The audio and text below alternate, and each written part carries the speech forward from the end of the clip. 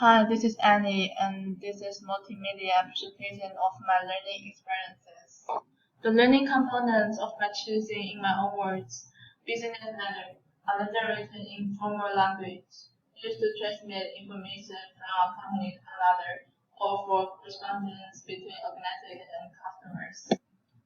How I have applied these learning components in my own lives.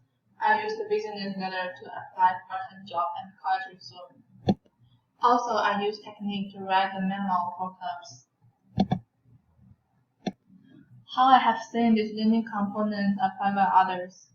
I use the technique to write a letter to a complainant and present shopping experience to the Doten company. Last week, my friend had the same situation as me during her online shopping.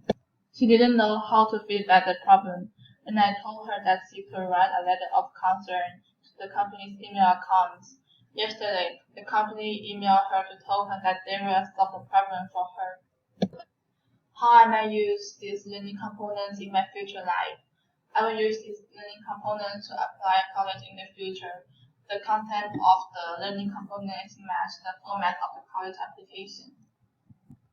And thank you for watching this video.